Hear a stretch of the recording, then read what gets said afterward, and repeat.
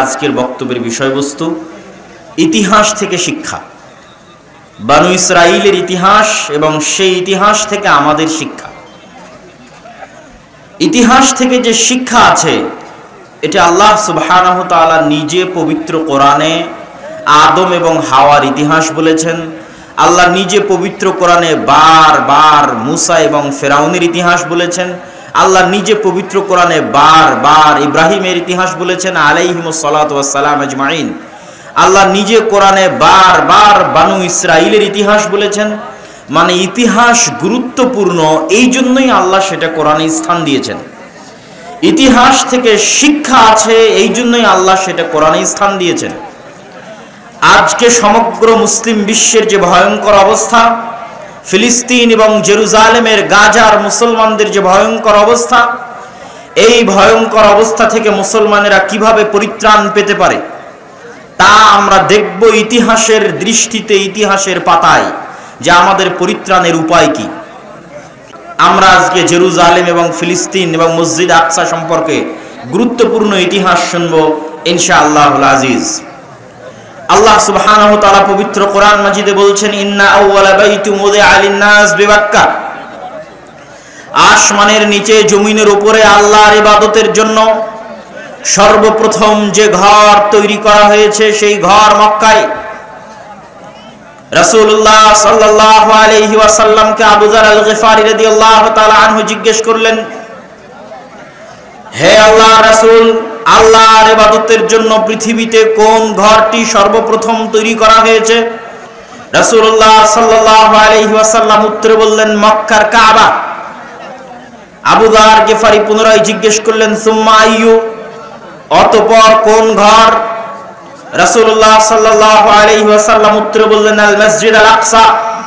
কাবার পরে পৃথিবীতে আসমানের নিচে আল্লাহর ইবাদতের জন্য দ্বিতীয় যে ঘর নির্মিত হয়েছে সেটা মসজিদ আকসা, সেটা বাইতুল মুকাদ্দাস। সাহাবী আল্লাহর নবীকে জিজ্ঞেস করলেন, কাম বাইনাহুমা, আল্লাহর নবী মসজিদ আকসা আর মক্কার কাবার মধ্যে পার্থক্য কত বছরের? রাসূলুল্লাহ সাল্লাল্লাহু আলাইহি ওয়াসাল্লাম উত্তরে বললেন, 40 আম, 40 বছরের ব্যবধান।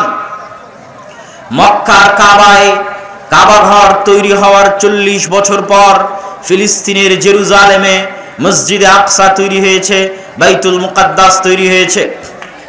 তৈরি ফেরেশতারাও করতে পারে, তৈরি আদম আলাইহিস সালাতু ওয়াস সালামও করতে পারে, তবে দ্বিতীয় তৈরি যেটা নূহের বন্যার পরে, নূহ আলাইহিস সালাতু ওয়াস সালামের মহাপ্লাবনের পরে দ্বিতীয় তৈরি ইব্রাহিম আলাইহিস সালাতু ওয়াস সালাম করেছেন মক্কা, এবং তার সন্তান ইসহাক এবং ইয়াকুব মিলে করেছেন মসজিদে আকসা।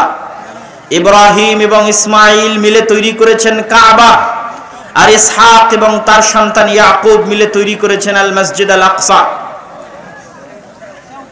মসজিদে আকসার সাথে পৃথিবীর অসংখ্য অগণিত নবীর স্মৃতি জড়িত রয়েছে। সে অসংখ্য অগণিত নবীর স্মৃতির মধ্যে এক নম্বরে আসবে ইব্রাহিম আলাইহিস সালাতু ওয়াস সালাম। ইব্রাহিম আলাইহিস সালাতু ওয়াস সালাম ইরাকের ব্যাবিলন শহর থেকে বিতাড়িত হওয়ার পর, ব্যাবিলন শহরকে আরবিতে বলা হয় বাবেল, বিবাবেল হারুত ওয়া মারুত। হারুত মারুতের যে কিসসা প্রসিদ্ধ আছে বাবেল শহরে, সেটাকেই বলা হয় ব্যাবিলন। ইরাকের ব্যাবিলন নগরী থেকে বিতাড়িত হওয়ার পর ইব্রাহিম আলাইহিস সালাতু ওয়াস সালাম যেখানে আশ্রয় নিয়েছিলেন সেটা জেরুজালেম। আমার নবী মক্কা থেকে বিতাড়িত হওয়ার পর যেখানে আশ্রয় নিয়েছিলেন সেটা মদিনা। এই জন্য মদিনাকে বলা হয় দারুল হিজরা। মুহাম্মদ সাল্লাল্লাহু আলাইহি ওয়াসাল্লামের দারুল হিজরা মদিনা, আর ইব্রাহিম আলাইহিস সালাতু ওয়াস সালামের দারুল হিজরা জেরুজালেম। ইব্রাহিম আলাইহিস সালাতু ওয়াস সালাম ইরাক থেকে হিজরত করে ফিলিস্তিনে জেরুজালেমে আশ্রয় গ্রহণ করেছিলেন। কাছাকাছি একই সময়ে লূত আলাইহিস সালাতু ওয়াস সালামের কওমকে যখন আল্লাহ শহর উল্টিয়ে ধ্বংস করে দিলেন, ব্যভিচার, জেনা, অবৈধ সম্পর্কের কারণে আল্লাহ গজব দিয়ে পুরো একটা শহরকে উল্টিয়ে দিলেন। যেই শহরের জায়গায় এখন জর্ডান এবং ইসরায়েলের সীমান্তবর্তী অঞ্চলে ডেড সি আছে, মৃত সাগর আছে। যখন আল্লাহ লূত আলাইহিস সালাতু ওয়াস সালামের কওমকে ধ্বংস করে দিলেন, তখন লূত আলাইহিস সালাতু ওয়াস সালামকে আল্লাহ কোথায় আশ্রয় দিলেন? আল্লাহ কোরআন মাজিদে লূত এবং ইব্রাহিম দুইজন নবীর কথা উল্লেখ করে বলছেন, ওয়ানাজ্জাইনাহু ওয়া লূতান ইলাল আরদিল্লাতী বারাকনা ফিহা লিল আলামিন। আমি ইব্রাহিমকে এবং লূতকে আশ্রয় দিয়েছি এমন মাটিতে, যেই মাটিতে আমি বরকত রেখেছি সারা পৃথিবীর মানুষের জন্য। জেরুজালেমের মাটিতে, মসজিদে আকসার মাটিতে সারা পৃথিবীর মানুষের জন্য বরকত আছে, এই কথা আল্লাহ কোরআনে বলছেন। আর এই মাটিতেই তিনি আশ্রয় দিয়েছেন ইব্রাহিমকে, এই মাটিতেই তিনি আশ্রয় দিয়েছেন লূত আলাইহিস সালাতু ওয়াস সালামকে। ইব্রাহিম আলাইহিস সালাতু ওয়াস সালামের দুই স্ত্রী ছিলেন, সারা এবং হাজেরা। সারা আলাইহিস সালাতু ওয়াস সালামকে নিয়ে ইব্রাহিম আলাইহিস সালাম থাকতেন জেরুজালেমে। আর আল্লাহর আরেক মসজিদ, পৃথিবীর ইতিহাসে আল্লাহর ইবাদতের জন্য নির্মিত প্রথম মসজিদ, সেই মসজিদের পাশে রেখে চলে আসলেন দ্বিতীয় স্ত্রীর সন্তান ইসমাইল এবং দ্বিতীয় স্ত্রী হাজেরাকে। তাহলে এট এ টাইম, একই সময়ে ইব্রাহিম আলাইহিস সালাতু ওয়াস সালামের বংশধরেরা আল্লাহর দুটা ঘর, যা পৃথিবীর ইতিহাসে প্রথম নির্মিত, এই দুটা ঘর আবাদ করছেন একই সাথে ইব্রাহিমের দুই সন্তান ইসহাক এবং ইসমাইল। ইব্রাহিম আলাইহিস সালাতু ওয়াস সালামের সন্তান ইসমাইল এবং তার বংশধরেরা আল্লাহর নবীর আগমনের আগ পর্যন্ত কাবা ঘরের খিদমত করতে থেকেছে প্রায় দীর্ঘ 4000 বছর। 3-3.5 বছর ইসমাইল এবং তার সন্তানেরা কাবা ঘরের খিদমত করেছে। আর ঈসা আলাইহিস সালাতু ওয়াস সালাম পর্যন্ত ইসহাকের সন্তানেরা মসজিদে আকসার খিদমত করেছে। ইব্রাহিম আলাইহিস সালামের দুই সন্তানকে আল্লাহ দুই মসজিদের জন্য বাছাই করে নিয়েছেন এবং দুই মসজিদের খেদমতের মাধ্যমে তাদের পরিবারে নবুয়ত দিয়ে রেখেছেন শেষ নবী আসা পর্যন্ত। যেখান থেকে একটা ছোট্ট জিনিস বোঝা যায়, আদর্শ পরিবার মসজিদের সাথে সম্পর্ক ছাড়া তৈরি করা সম্ভব নয়।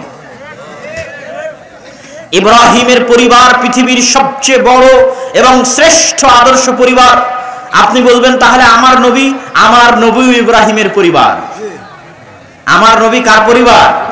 ইব্রাহিম আলাইহিস সালাতু ওয়াস সালামের পরিবার, রক্তে পরিবার। তার বাপ এবং তার দাদা রক্তে। ইব্রাহিমের সন্তান ইসমাইলের বংশধর হচ্ছে মুহাম্মদ সাল্লাল্লাহু আলাইহি সাল্লাম। তাহলে পৃথিবীর শ্রেষ্ঠ আদর্শ পরিবার তৈরি করেছিলেন ইব্রাহিম আলাইহিস সালাতু ওয়াস সালাম, যার পরিবারের মধ্যে আল্লাহ শেষ নবী পর্যন্ত সব নবী পাঠিয়েছেন। ইব্রাহিমের পরে আর কোনো বংশে আল্লাহ নবী পাঠাননি, আর কোনো গোত্রে আল্লাহ নবী পাঠাননি, সব নবী ইব্রাহিমের বংশে পাঠিয়েছেন। মানে শ্রেষ্ঠ পরিবার ইব্রাহিমের পরিবার। এই জন্য আল্লাহর নবী দোয়া করতেন, আল্লাহুম্মা সাল্লি আলা মুহাম্মাদিন ওয়া আলা আলি মুহাম্মাদ কামা সাল্লাইতা আলা ইব্রাহিম। হে আল্লাহ, আপনি মুহাম্মাদের উপর ওই পরিমাণ রহমত বর্ষণ করুন যেমন রহমত আপনি ইব্রাহিমের উপর বর্ষণ করেছেন। হে আল্লাহ, আপনি মুহাম্মাদের পরিবারের উপর ওই পরিমাণ রহমত এবং বরকত বর্ষণ করুন যেমন রহমত বরকত আপনি ইব্রাহিমের পরিবারের উপর বর্ষণ করেছেন। তাহলে কি বোঝা গেল? আল্লাহর নবী কামনা করছেন তার পরিবারের উপর ওই রকম রহমত বর্ষণ আসুক যে রকম রহমত এবং বরকত আল্লাহ ইব্রাহিমের পরিবারে দিয়েছেন। তো ইব্রাহিমের পরিবার রহমত বরকত পেল কিভাবে? ইব্রাহিমের দুই সন্তান দুই মসজিদের খাদেম। আপনার ছেলেকে মসজিদের খাদেম বানিয়ে দিতে হবে, মসজিদে আজান দেওয়া শিখাতে হবে, মসজিদে ঝাড়ু দেওয়া শিখাতে হবে, তবেই আদর্শ পরিবার তৈরি হবে। ইব্রাহিমের আদর্শে আদর্শিত হবে, মুহাম্মদ সাল্লাল্লাহু আলাইহি ওয়াসাল্লামের আদর্শে আদর্শিত হবে। আমরা আলোচনা করছিলাম মসজিদ আকসা এবং জেরুজালেমের সাথে নবীদের সম্পর্ক। ইব্রাহিমের পরে ইসহাক, ইসহাকের পরে ইয়াকুব এবং ইয়াকুবের পরে ইউসুফ। ইব্রাহিমকে ইউরোপ এবং আমেরিকার লোক ইংরেজিতে বলে আব্রাহাম। ইসহাককে ইউরোপ এবং আমেরিকার লোক ইংরেজিতে বলে আইজ্যাক। ইয়াকুবকে ইউরোপ আমেরিকার লোক ইংরেজিতে বলে জ্যাকব। আর ইউসুফকে বলে জোসেফ। ওই একই নবী, ইতিহাসও কাছাকাছি, ঘটনাও কাছাকাছি, নামের উচ্চারণের পার্থক্য। ইউসুফ আলাইহিস সালাতু ওয়াস সালাম ভাইদের ষড়যন্ত্রে কুয়ায় নিক্ষিপ্ত হয়ে সেখান থেকে মিশরের বাজারে বিক্রি হয়ে গেলেন। ফিলিস্তিনের সাথে আজ যেমন মিশরের যোগাযোগ ভালো, আজ থেকে 5-6 হাজার বছর আগেও ফিলিস্তিনের সাথে মিশরের যোগাযোগ ভালো ছিল। এই জন্য ইউসুফ আলাইহিস সালাম ফিলিস্তিনের কুয়ায় পড়ে বিক্রি হলেন মিশরের বাজারে। মিশরের বাজারে বিক্রি হয়ে বাদশার বাড়িতে কাজ করে, লম্বা ঘটনা।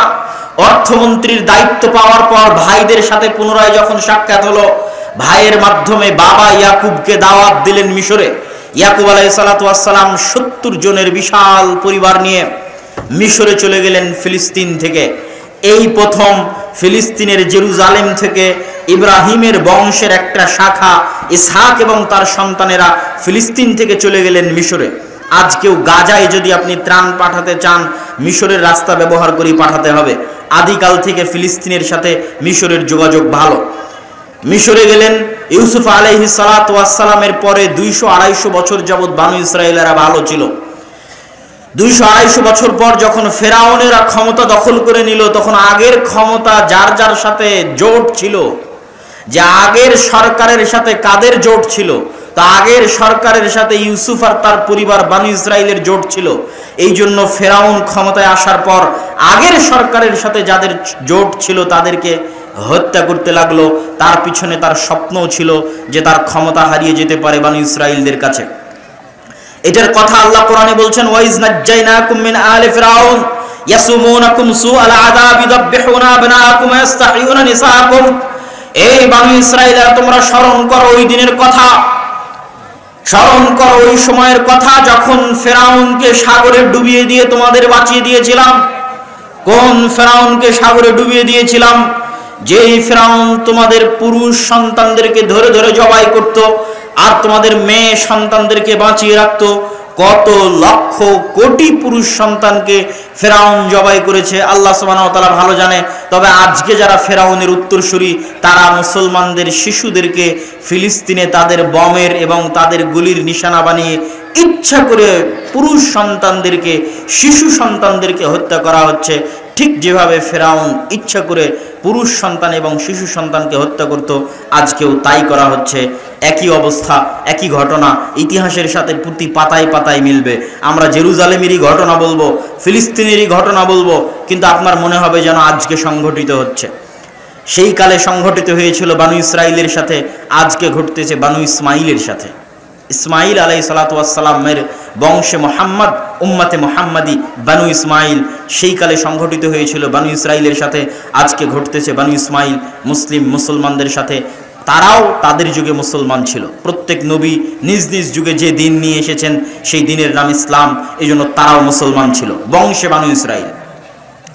সম্মানিত উপস্থিতি, তো আমরা বলছিলাম ঠিক ওই ভয়ঙ্কর মুহূর্তে 400 বছর পর ইউসুফ আলাইহিস সালাতু ওয়াস সালামের 300 থেকে 400 বছর পর মুসা আলাইহিস সালামের আগমন। মুসা আলাইহিস সালাম আসলেন কোথায়? মিশরে। বানু ইসরাঈলের মধ্যে আল্লাহ তাকে কৌশলে ফেরাউনের ঘরে লালন পালন করে ফাইনাল যেই দিন তিনি পালিয়ে যাচ্ছেন, ফেরাউন পিছন থেকে ধাওয়া করতেছে। লোহিত সাগরে আল্লাহ রাস্তা তৈরি করে দিলেন, 12টা রাস্তা। লোহিত সাগরে ফেরাউন ডুবে মারা গেল। মুসা আলাইহিস সালাতু ওয়াস সালাম মিশর থেকে লোহিত সাগর পার হয়ে কোথায় যাচ্ছিলেন? মিশর থেকে লোহিত সাগর পার হয়ে তিনি যাচ্ছিলেন জেরুজালেমে, ফিলিস্তিনে, শামে। কেন যাচ্ছিলেন? তিনি মূলত পালিয়ে যাচ্ছিলেন না, তিনি ফিরে যাচ্ছিলেন। ফিরে যাচ্ছিলেন মানে আজ থেকে 400 বছর আগে তার বাপ দাদা জেরুজালেম ছেড়ে মিশরে এসেছে। তার আদি পিতা ইয়াকুব, তার আদি পিতা ইউসুফ ফিলিস্তিন ছেড়ে, জেরুজালেম ছেড়ে মিশরে এসেছে। তাই আজ তিনি মিশর ছেড়ে দিয়ে জেরুজালেমে ফিরে যাচ্ছেন। কিন্তু জেরুজালেমে যে ফিরে যাবেন, তো জেরুজালেম, ফিলিস্তিন, মসজিদে আকসার আশেপাশে আমালেকা গোত্র, তৎকালীন পৃথিবীর সবচেয়ে শক্তিশালী গোত্রের বসবাস। আমালেকা গোত্র বসবাস করতেছে, তৎকালীন পৃথিবীর সবচেয়ে শক্তিশালী গোত্র। আজকেও যেমন পৃথিবীর যারা সবচেয়ে শক্তিশালী তারা দখল করে রেখেছে, সেই দিনও যারা পৃথিবীর সবচেয়ে শক্তিশালী তারা দখল করে রেখেছিল। এই জন্য মুসা আলাইহিস সালাম ঢুকতে পারছেন না। তো মিশর তো ছেড়ে দিয়েছেন, যাবেন ফিলিস্তিনে, কিন্তু ঢোকা সম্ভব নয়। মাঝখানে কি আছে? মাঝখানে শুধু মরুভূমি আর মরুভূমি। আজকেও মরুভূমি, তার নাম সিনাই মরুভূমি। আজকেও ওই মধ্যের জায়গাটুকু মরুভূমি। লোহিত সাগর পার হওয়ার পর ফিলিস্তিন যেতে মরুভূমি পড়বে, তার নাম সিনাই মরুভূমি। এই মরুভূমিতেই তুর পাহাড় আছে। আর মরুভূমিতে কোনো খাবারের ব্যবস্থা নাই, পানির ব্যবস্থা নাই। তখন আল্লাহ পাথরে বললেন, লাঠি দিয়ে পাথরে আঘাত করো, পাথর থেকে ঝর্ণা বের হলো, পানির ব্যবস্থা হয়ে গেল। তো মরুভূমি তো খাবার ব্যবস্থা নাই, আল্লাহ জান্নাত থেকে খাবার পাঠাতে লাগলেন, মান্না এবং সালোয়া। দৈনিক আসতো জান্নাত থেকে মান্না এবং সালোয়া, মরুভূমিতে খাবারের ব্যবস্থা হয়ে গেল। তাহলে মরুভূমিতে আল্লাহ পানির ব্যবস্থাও করে দিলেন, মরুভূমিতে আল্লাহ মান্না সালোয়া খাবারেরও ব্যবস্থা করে দিলেন। কিন্তু কত বড় নিমক হারাম কওম, না শুকুর কওম, যে 40 দিনের জন্য মাত্র ইবাদতের জন্য তুর পাহাড়ে গেছে মুসা আলাইহিস সালাম, 40 দিনে তারা শিরকে লিপ্ত হয়ে গেছে। 40 দিনে শিরকে লিপ্ত হয়ে গেছে, 40 দিনের ব্যবধানে শিরকে লিপ্ত হয়ে গেছে। অথচ চোখের সামনে ফেরাউনকে ডুবে যেতে দেখেছে, চোখের সামনে পাথর ফেটে ঝর্ণা বের হচ্ছে, চোখের সামনে প্রতিদিন জান্নাত থেকে খাবার আসতেছে। এত নিয়ামত দেখার পরেও 40 দিনের ব্যবধানে শিরক করে ফেলেছে। মুসা আলাইহিস সালাতু ওয়াস সালামের উপর আল্লাহ আদেশ জারি করলেন কিতাল এবং জিহাদ ফরজ হওয়ার, যে আমালেকা গোত্রের বিরুদ্ধে জিহাদ করে, যুদ্ধ করে জেরুজালেম বিজয় করতে হবে। মুসা আলাইহিস সালাতু ওয়াস সালাম আল্লাহর পক্ষ থেকে আদেশ পেয়ে বনি ইসরাইলকে বললেন, ইয়া কওমি দুখুলুল আরদাল মুকাদ্দাসা আল্লাতী কাতাবাল্লাহু লাকুম, হে আমার কওম, তোমরা এই পবিত্র শহরের উদ্দেশ্যে রওনা করো। এই পবিত্র শহর আল্লাহ তোমাদের জন্য দিয়েছেন, এই পবিত্র শহর যুদ্ধ করে বিজয় করতে হবে। তখন বনি ইসরাইলেরা উত্তরে বলল, ইন্না ফিহা কওমান জাব্বারিন। মুসা আলাইহিস সালাতু ওয়াস সালাম, আপনি বলেন কি? এখানে তো পৃথিবীর সবচেয়ে শক্তিশালী জাতির বসবাস। আজকে যেমন পৃথিবীর সবচেয়ে শক্তিশালী জাতির বসবাস, কালকেও পৃথিবীর সবচেয়ে শক্তিশালী জাতির বসবাস ছিল। আমরা কেমনে এখানে প্রবেশ করব? ইযহাব আনতা ওয়া রাব্বুকা ফাকাতিলা। মুসা আলাইহিস সালাতু ওয়াস সালাম, আপনি এবং আপনার আল্লাহ, আপনি এবং আপনার প্রতিপালক মিলে গিয়ে যুদ্ধ করেন। আপনি আর আল্লাহ মিলে যেই দিন যুদ্ধ শেষ হবে সেই দিন আমাদের ডাকিয়েন। নাউজুবিল্লাহি মিন যালিক। অথচ এই কওম কয়দিন আগে দেখলো ফেরাউন ডুবে গেল, কয়দিন আগে দেখলো পাথর ফেটে ঝর্ণা বের হচ্ছে, কয়দিন আগে দেখলো আসমান থেকে খাবার আসতেছে, এখনো আসতেছে। অথচ তারা মুখের উপর বলে দিল, আপনি আর আপনার আল্লাহ গিয়ে যুদ্ধ করেন। মুসা আলাইহিস সালাতু ওয়াস সালাম হতাশা প্রকাশ করলেন। আল্লাহর পক্ষ থেকে আযাব আসলো, গজব আসলো। 40 বছর ইয়াতিহুনা ফিল আরজ ইন্নাহা মুহাররামাতুন আলাইকুম, তোমাদের জন্য 40 বছর এই সিনাই মরুভূমিতে পাগলের মতো ঘুরতে থাকবে, এটা তোমাদের জন্য আযাব। 40 বছর পাগলের মতো ঘুরতে থাকতে থাকতে একটা সময় মুসা আলাইহিস সালাতু ওয়াস সালাম মারা গেলেন। মুসা আলাইহিস সালাতু ওয়াস সালাম যখন মারা যাচ্ছেন, তখন অন্তরে এই ব্যথা নিয়ে মারা যাচ্ছেন যে তিনি জেরুজালেম, মসজিদে আকসা বিজয় করতে পারেননি। এটা আমাদের মূল পয়েন্ট, যে নবীদের জীবনের সাথে মসজিদে আকসার কি সম্পর্ক। এই কষ্টে মুসা আলাইহিস সালাম মারা যাওয়ার সময় দোয়া করছেন যে ফাসাআলা মুসা আলাইহিস সালাতু ওয়াস সালাম আল্লাহর নিকটে দোয়া করলেন, আইয়ুদনিয়াহু মিনাল আরজিল মুকাদ্দাসাতি বিরমিয়াতি হাজারিন, যে হে আল্লাহ, আমি তো আমার কওমের নাফরমানির কারণে, না শুকরির কারণে জেরুজালেম বিজয় করতে পারলাম না। আমার মৃত্যুটা মসজিদে আকসার এত কাছে দেন, এত নিকটে দেন, যেন মসজিদে আকসা থেকে একটা ঢিল মারলে আমার কবরে এসে পড়ে। হাদিস বুখারী, মুহাম্মদ সাল্লাল্লাহু আলাইহি ওয়াসাল্লাম বলছেন, আমি যদি আজ ফিলিস্তিনে থাকতাম তাহলে তোমাদেরকে দেখাতাম কোথায় মুসার কবর আছে। তাহলে মসজিদে আকসার নিকটে মারা যাওয়ার দোয়া করে মুসা আলাইহিস সালাতু ওয়াস সালাম দুনিয়া থেকে বিদায় নিয়েছেন। এটা হলো মসজিদে আকসার সাথে নবীদের সম্পর্ক। সম্মানিত উপস্থিতি, প্রত্যেক মুসলমান পরিবার, প্রত্যেক মুসলমান সন্তানের অন্তরে মসজিদে আকসার প্রতি ভালোবাসা থাকতে হবে এবং এই কষ্ট থাকতে হবে যে আমরা মসজিদে আকসায় যেতে পারি না, আমরা মসজিদে আকসা জিয়ারত করতে পারি না, মসজিদে আকসায় 2 রাকাত সালাত আমরা আদায় করতে পারি না। এই কষ্ট অন্তরে অনুভব করতে হবে। প্রত্যেক যারা মক্কা এবং মদিনায় হজ এবং উমরা করতে যায় তাদের মনে রাখতে হবে এই পৃথিবীতে আল্লাহর আরো একটি পবিত্র ঘর আছে, যা আমাদের নবীও সেই পবিত্র ঘরের সাথে সম্পৃক্ত, যা আমরা ধারাবাহিক ইতিহাসে বলবো। সেই পবিত্র ঘরে আমরা যেতে পারি না, যাওয়া হয় না।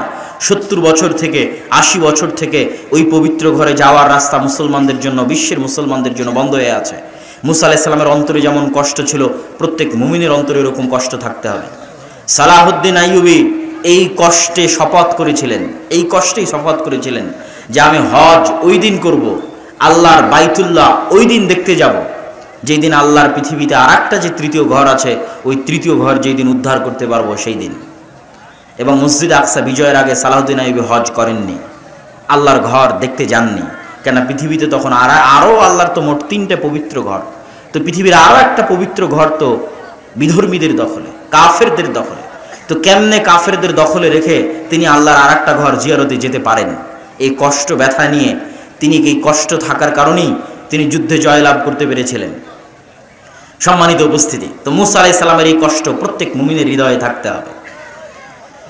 মুসা আলাইহিস সালাতু ওয়াস সালাম মারা গেলেন, আযাব বানু ইসরাইলের উপর শেষ হয়ে গেল। বানু ইসরাইলের উপর আযাব শেষ হওয়ার পর বানু ইসরাইলের নবী হলেন ইউশা বিন নুন। ইউশা বিন নুনকে খিজির আলাইহিস সালাতু ওয়াস সালামকে যখন দেখতে গেছিলেন মুসা আলাইহিস সালাম, তখন সাথে একজন যুবক বয়সী ছেলেকে নিয়ে গেছিলেন, যার ব্যাগে ভাজা মাছ ছিল, যার ব্যাগ থেকে ভাজা মাছ পালিয়ে বের হয়ে গেছিল। সেই যুবকই হচ্ছে ইউশা বিন নুন।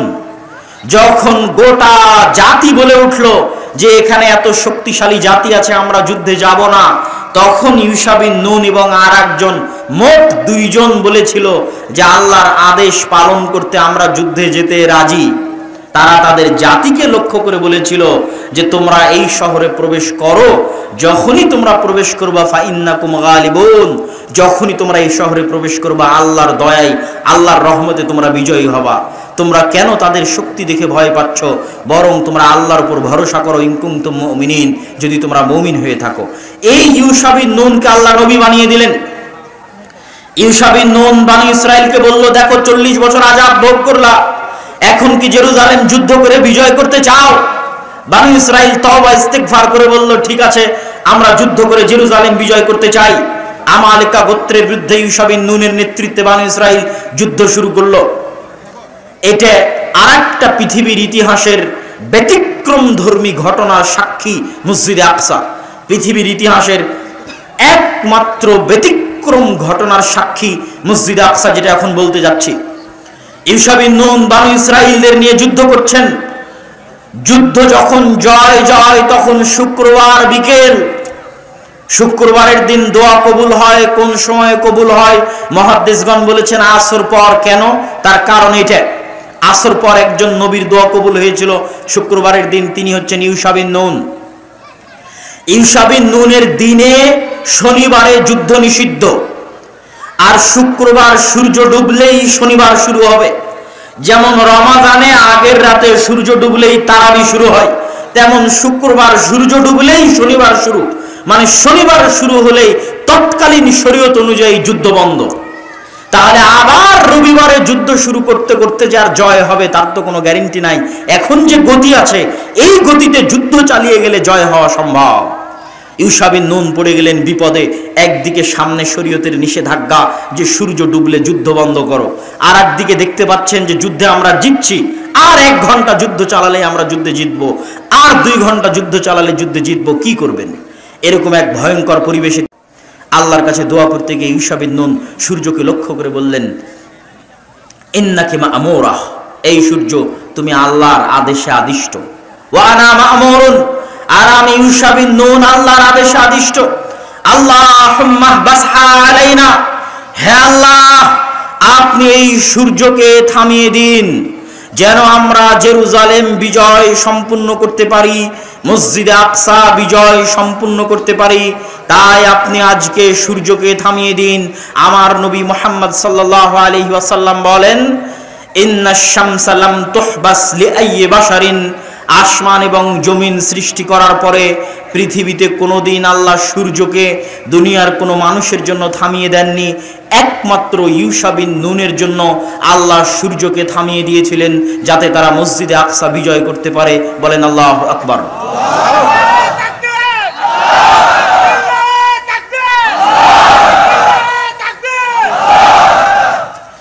মসজিদে আকসা বিজয়ের জন্য আল্লাহ সুবহানাহু তাআলা সূর্যকে থামিয়ে দিলেন। হাদিস সহিহ, বুখারীর হাদিস, ঘটনা সত্য। সম্মানিত উপস্থিতি, কিন্তু ইউশা বিন নুন, এবার দেখেন এই যে আপনারা আবেগে তাকবীর দিলেন, দেখেন কত বড় পৃথিবীর ইতিহাসের ঘটনা, অথচ এত বড় ঘটনার পরে এই কওম কত বড় নিমক হারামি করতেছে, যে আল্লাহ কোরআনে বলেছে তাদের নিমক হারামির কথা। কেন আল্লাহ তাদেরকে অভিশপ্ত বানিয়ে দিয়েছে, মাগদুব আলাইহিম কেন বানিয়ে দিয়েছে? চোখের সামনে দেখলো আল্লাহ সূর্য থামিয়ে দিয়েছে। এখন তারা বিজয়ী বেশে জেরুজালেমে প্রবেশ করতেছে, বিজয়ী বেশে। তো বিজয়ী বেশে যে জেরুজালেমে প্রবেশ করতেছে, তো আল্লাহ আদেশ দিচ্ছে, শোনো এই দীর্ঘ আযাব শাস্তি কতদিন ফেরাউনের অধীনে শাস্তি ভোগ করলা, তারপরে সিনাই মরুভূমিতে 40 বছর পাগলের মতো ঘুরলা, এখন তোমাদেরকে জেরুজালেম বিজয় করার তৌফিক দিলাম, যখন জেরুজালেমে প্রবেশ করবা মাথা নিচু করে সুজ্জাদান, মাথা নত করে সিজদাবনত অবস্থায় জেরুজালেমে প্রবেশ করবা, আর মুখে বলতে থাকবা হিত্তাতুন হিত্তাতুন হিত্তাতুন। হিব্রু ভাষায় আমরা আরবিতে যেমন বলি আস্তাগফিরুল্লাহ আস্তাগফিরুল্লাহ আস্তাগফিরুল্লাহ, তো হিব্রু ভাষায় আস্তাগফিরুল্লাহ হচ্ছে হিত্তাতুন হিত্তাতুন হিত্তাতুন, মানে মাথা নিচু করে সিজদা অবস্থায় জেরুজালেমে প্রবেশ করবা আর মুখে বলতে থাকবা আস্তাগফিরুল্লাহ আস্তাগফিরুল্লাহ আস্তাগফিরুল্লাহ। কত বড় নিমক হারাম কওম!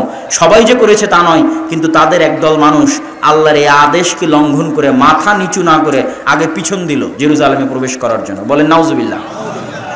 আল্লাহ কোরআনে বর্ণনা করেছে এই ঘটনা, ভাই আমি বলছি না, সব ঘটনা যা বলছে সূরা বাকারার মধ্যে বনী ইসরাঈলদের ঘটনা আল্লাহ বলেছেন। এই বিজয়ের পরে তারা পিছন সামনে দিয়ে মাথা উঁচু করে শহরে প্রবেশ করলো আর মুখে বলতে লাগলো হিনতাতুন। হিনতাতুন মানে হচ্ছে গমের দানা। হিনতাতুন মানে কি? গমের দানা। আর হিত্তাতুন মানে আস্তাগফিরুল্লাহ। এই জন্যই এই যে ইতিহাস থেকে শিক্ষা, এই ইতিহাস থেকে শিক্ষা নিয়ে আমার নবী কি করেছিলেন, আগের আর একটা ইতিহাস থেকে শিক্ষা নিয়ে সাহাবীরা কি করেছিলেন, দুটাই বলি। বনী ইসরাঈল মুসা আলাইহিস সালামকে বললেন আপনি আর আপনার আল্লাহ গিয়ে যুদ্ধ করেন। বদরের দিন সাহাবীরা আল্লাহর নবীকে বলেছিলেন, মুসার কওম যেমন মুসাকে বলেছিল আপনি আর আপনার আল্লাহ যুদ্ধ করেন, আমরা আনসার আর মুহাজিররা আপনাকে বলবো না যে আপনি আর আপনার আল্লাহ গিয়ে যুদ্ধ করেন। আপনি আগুনে ঝাঁপ দিতে বললে আমরা আগুনে ঝাঁপিয়ে পড়ব, সমুদ্রে ঝাঁপ দিতে বললে সমুদ্রে ঝাঁপিয়ে পড়ব, জীবনে এবং মরণে আপনার সাথে। আল্লাহর নবীর সাহাবীরা আল্লাহর নবীকে বলেছিলেন ওই ঘটনা থেকে শিখে। এবার আমার নবী যেই দিন ফাতহে মক্কা করছেন, ইতিহাস খুলেন, দীর্ঘ 10 বছর 12 বছর পরে যখন মুহাম্মদ সাল্লাল্লাহু আলাইহি সাল্লাম মক্কায় বিজয়ী বেশে প্রবেশ করছেন, তখন মুহাম্মদ সাল্লাল্লাহু আলাইহি সাল্লাম মক্কার সবচেয়ে উঁচা সাইড থেকে প্রবেশ করেছেন। তিনি নিজে বাছাই করেছেন যে মক্কায় তিনি নিচ থেকে উপরে উঠবেন না, মক্কায় তিনি উপর থেকে নিচে নামবেন। কোন দিক দিয়ে নামলে মক্কায় উপর থেকে নামা যাবে সেটা সেই জায়গা বাছাই করে তিনি মক্কার উপরের সাইড দিয়ে, এবার উট যখন ধীরে ধীরে মক্কায় নামতেছে তখন মুহাম্মদ সাল্লাল্লাহু আলাইহি ওয়াসাল্লামের মাথা উটের যে হাওদাজ থাকে সেই হাওদাজের উপর ঠেকিয়ে দিয়েছেন, সিজদাবনত অবস্থায় মুখে আল্লাহর জিকির আজকার এবং তাসবিহ তাহলিল পড়তে পড়তে মুহাম্মদ সাল্লাল্লাহু আলাইহি ওয়াসাল্লাম মক্কা শহরে প্রবেশ করেছেন। বলেন আল্লাহু আকবার। এটা হলো ইতিহাস থেকে শিক্ষা। তাহলে বনী ইসরাঈলের সাথে কি ঘটতেছে তা থেকে আপনাকে শিখতে হবে। এরা এই কওম আল্লাহর এত দয়া দেখার পর এত বড় নিমক হারাম কেমনে হয়ে গেল? এরা তো নবীদেরই সন্তান ছিল, কেমনে এত বড় নিমক হারাম হয়ে গেল, এত বড় নাশুকর হয়ে গেল কেন? তার কারণ আমি যখন মুসলমানদের অবস্থা দেখি যে মুসলমানেরা পৃথিবীতে কেন এত অধপতনে চলে গেল, এত নিচে নেমে গেল, তখন বিশেষ করে ইউরোপ সফরের পর আমার কাছে এটা পরিষ্কার হয়েছে বনী ইসরাঈলের অবস্থা আর মুসলমানদের অবস্থা পার্থক্য কি। বনী ইসরাঈল যে ওই যে 300 বছর ফেরাউনের গোলামি করেছে, গোলামিতে স্বভাব নষ্ট হয়ে গেছে। কথা কি বুঝতে পারছেন? মানুষ যখন স্বাধীন থাকে, টাকা পয়সা থাকে, ক্ষমতা থাকে, তখন হৃদয় প্রশস্ত থাকে, হিম্মত উঁচু থাকে, অন্তর প্রশস্ত থাকে, হিম্মত উঁচু থাকে। যখন আপনি গোলাম, পালিয়ে বেড়াচ্ছেন, লুকিয়ে বেড়াচ্ছেন, খাওয়ার জায়গা নাই, থাকার জায়গা নাই, তখন আস্তে আস্তে অন্তর ছোট হয়ে যায়। ছোট হতে হতে তাও আর কত বছর, 200 থেকে 300 বছর অন্তর ছোট হয়ে গেছে। অন্তর ছোট হয়ে চরিত্র বিকৃত হয়ে গেছে। ঠিক আজকের মুসলমানদের, সারা বিশ্বের মুসলমানদের যে অধপতন, তার কারণ হচ্ছে আজ থেকে 60-70 বছর আগে 2-1টা মুসলিম দেশ বাদে সবগুলো মুসলিম দেশ প্রায় 150 থেকে 200 বছর ঔপনিবেশিক শাসন আমলের অধীনে ছিল, কলোনিয়াল সিস্টেম। আমরা ভারত, পাকিস্তান, বাংলাদেশ ছিলাম ব্রিটিশদের অধীনে 190 বছর। আমাদের স্বভাব চরিত্র যে বিকৃত হয়ে গেছে, ওই 190 বছর আগের যারা মুসলমান তারা আমার আপনার মতো ছিল না। ওই 190 বছর আগের মুসলমানের হিম্মত ছিল, হৃদয় প্রশস্ত ছিল, লক্ষ্য স্থির ছিল। আমাদের চরিত্র বিকৃত হয়ে গেছে 190 বছরে। গোলামি করতে করতে, ব্রিটিশদের গোলামি করতে করতে আমরা মেন্টালি জন্মগত বাই বর্ন গোলাম। আমরা এখনো ভারত, পাকিস্তান, বাংলাদেশের মুসলমানেরা জন্মগত গোলাম। ওই 190 বছরের ট্রমা, কেউ যখন দেখে যে তার চোখের সামনে খুব ভয়ঙ্কর কিছু ঘটেছে, ও ট্রমায় ভুগে। তো মুসলমানেরা ওই 190 বছর গোলামির ট্রমা থেকে বের হতে পারেনি। এটা আরো অনুভব করলাম কখন, যখন দেখলাম যে ফ্রান্সের রাজধানী প্যারিসের আইফেল টাওয়ারের সামনে রাত 12টা-1টায় যারা সিগারেট খাচ্ছে সবই মুসলমান, যারা মদ এবং জুয়া খেলতেছে সবই মুসলমান। তো ওরা একটাও ইন্ডিয়া, পাকিস্তান, বাংলাদেশের মুসলমান নয়। তাহলে কোথাকার মুসলমান? ওই ফ্রান্স যেই দেশ শাসন করত ঔপনিবেশিক শাসন আমলে, ওই দেশের মুসলমান। আলজেরিয়া, মরক্কো, নাইজেরিয়া তথা আফ্রিকান কান্ট্রি ফ্রান্স শাসন করত। ফ্রান্স, ইতালি, স্পেন এরা আফ্রিকান কান্ট্রিগুলোকে ভাগ করে নিয়েছিল। তো ওদের চরিত্র এদের শাসনে বিকৃত হয়ে গেছে। এদের অধীনে ওরা 190-200 বছর থেকেছে। এখন ওই ট্রমা থেকে ওরা বের হতে পারেনি, কেন? গোলাম। আমরা 190 বছর গোলাম ছিলাম, এখনো আমরা ওই ট্রমা থেকে বের হতে পারিনি। আমাদের চরিত্র এই জন্য বিকৃত। তো ওরা 300 বছর গোলাম ছিল ফেরাউনের, এই জন্য সকাল সন্ধ্যা নিমক হারামি করতেছে, ছোট লোকের মতো কথা বলতেছে নবীর সাথে। আর আল্লাহ সুবহানাহু তাআলার সাথে আমাদের অবস্থাও আজ অনুরূপী। সম্মানিত উপস্থিতি, এবার আমরা দেখব দ্বিতীয়বার জেরুজালেম বিজয়ের ঘটনা আর এক নবীর হাতে, তার নাম দাউদ। দাউদ আলাইহিস সালাতু ওয়াস সালামের নাম শুনেছেন? দাউদ আলাইহিস সালাতু ওয়াস সালামের হাতে জেরুজালেম বিজয়ের ঘটনা আল্লাহ কয়েক পৃষ্ঠা যাবত সূরা বাকারার মধ্যে বর্ণনা করেছেন। আল্লাহ সুবহানাহু ওয়া তাআলা শুরু করেছেন সূরা বাকারার 243 নম্বর আয়াতে, আর গিয়ে শেষ করেছেন প্রায় বলা চলে 252-53 নম্বর আয়াতে গিয়ে আল্লাহ সুবহানাহু ওয়া তাআলা শেষ করেছেন পুরো 2 পৃষ্ঠা। দাউদ আলাইহিস সালামের জেরুজালেম বিজয়ের ঘটনা আল্লাহ বলেছে। শুরু কিভাবে? এই যে ইউশা বিন নুনের হাতে জেরুজালেম বিজয় হলো, তারপরেও যে তারা আল্লাহর আদেশ অমান্য করলো, এইভাবে আল্লাহর আদেশ তারা অমান্য করতে থেকেছে। তখন আল্লাহ তাদের উপর আযাব দিয়েছে। আযাবে তারা জেরুজালেম থেকে বিতাড়িত হয়ে গেছে। আযাবে তারা জেরুজালেম থেকে বিতাড়িত হয়ে গেছে। দেখেন, আজকে আপনাদের বলতে এবং ভাবতে কষ্ট লাগলেও আমরা মুসলমানেরা আযাবের মধ্যে আছি। কিসের মধ্যে আছি? আযাবের মধ্যে আছি। আমাদের চরিত্রের কারণে, আমাদের অভ্যাসের কারণে। মসজিদে আকসা আমাদের হাতে নাই, বাহ্যিক কারণ যেটাই হোক, অভ্যন্তরীণ কারণ হচ্ছে আমাদের আমল, উম্মতে মুহাম্মাদির আমল। বিমা কাসাবাত আইদিনা, আমাদের আমলে আমরা মসজিদে আকসা হারিয়েছি। আমাদের তাকওয়া, পরহেজগারিতার অভাব এবং গুনাহের কারণে আমরা মসজিদে আকসা হারিয়ে দিয়েছি। তো ওদের উপর আল্লাহ আযাব পাঠালেন, জেরুজালেম থেকে বিতাড়িত করে দিলেন, ঘর বাড়ি ছাড়া হয়ে গেল। আজ আমাদের মুসলমান ভাইয়েরা ঘর বাড়ি ছাড়া আছে, মিলবে, একদম হুবহু মিলবে। ওই ঘর বাড়ি ছাড়ার কথা এটার মধ্যেও পাবেন। এই জেরুজালেমের কথাই বলবে যে কেমনে তারা ঘর বাড়ি ছাড়া হয়েছে। ঘর বাড়ি ছাড়া অবস্থায় জীবন যাপন কাটাতে কাটাতে ক্লান্ত হয়ে গেছে।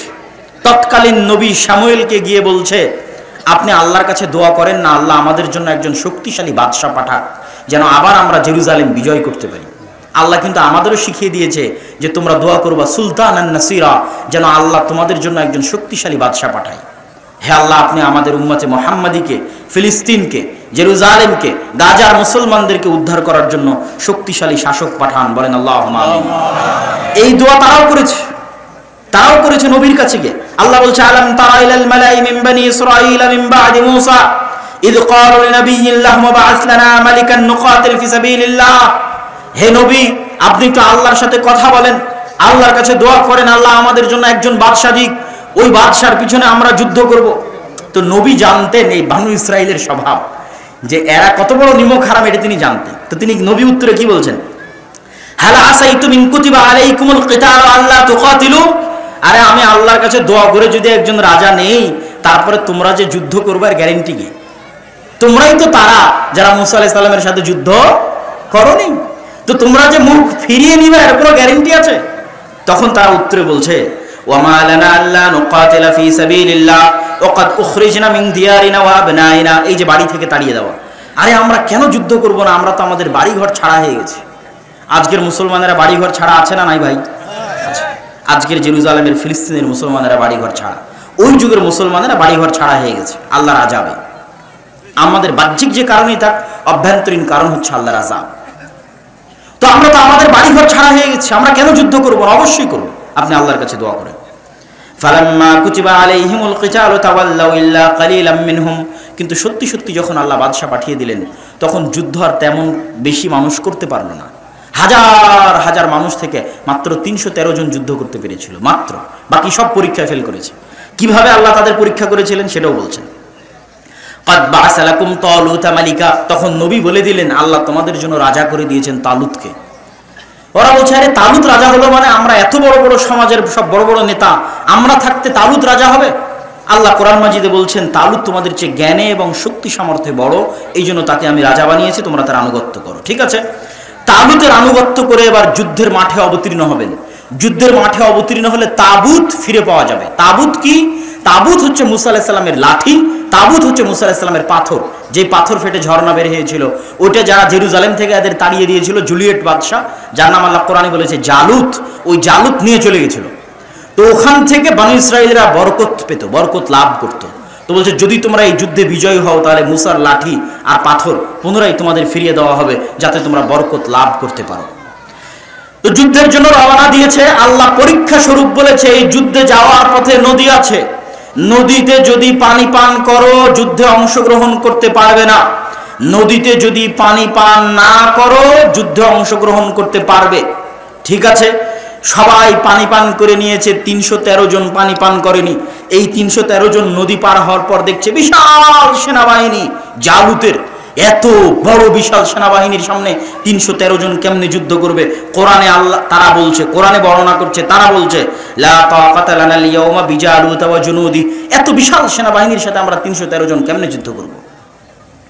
তখন যারা আল্লাহকে ভয় করতে, এর মধ্যে দাউদ আলাইহিস সালাম ছিলেন। এই যুদ্ধে দাউদ আলাইহিস সালামের বয়স ২০ বছর, দাউদ আলাইহিস সালামের বয়স ১৭ বছর। তো দাউদ আলাইহিস সালাম সহ আর যারা আল্লাহকে ঈমান আনতো, আল্লাহকে ভয় করত, কালাল্লাযীনা ইয়াযুন্নুনা আন্নাহুম মুলাকুল্লাহ, যারা বিশ্বাস করত যে একদিন আল্লাহর সাথে সাক্ষাৎ হবে, মরলে আল্লাহর দেখা পাবে, তারা বলল শোনো, কাম মিন ফিয়াতিন কালিলাতিন গালাবাত ফিয়াতান কাসীরা, যদি আল্লাহর সাহায্য থাকে কত অল্প দলকে আল্লাহ কত শক্তিশালী দলের বিরুদ্ধে বিজয়ী করে দেন। যদি আল্লাহর সাহায্য থাকে, আল্লাহু মা'আস সাবিরিন, আল্লাহ ধৈর্যশীলদের অন্তর্ভুক্ত। বরং তোমরা আল্লাহর কাছে দোয়া করো। দোয়া আল্লাহ বলেছে, তারা কি দোয়া করেছিল? রব্বানা আফরিগ আলাইনা সাবরান ওয়া সাব্বিত আকদামানা ওয়ানসুরনা আলাল কওমিল কাফিরিন। এই দোয়া তোমরা করতে থাকো, দোয়া করো এবং আল্লাহ ভরসা করে যুদ্ধে ঝাঁপিয়ে পড়ো।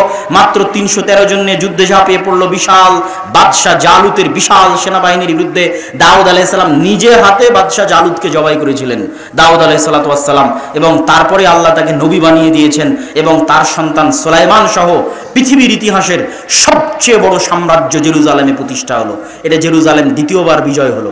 প্রথমবার বিজয় করলেন ইউশা বিন নুন, দ্বিতীয়বার বিজয় করলেন তালুত। কিন্তু বাহিনীর মধ্যে ছিল দাউদ আলাইহিস সালাম, যিনি নিজে বাদশাহ জালুতকে হত্যা করেছেন এবং তিনি জেরুজালেমে বিশাল সাম্রাজ্য প্রতিষ্ঠা করলেন।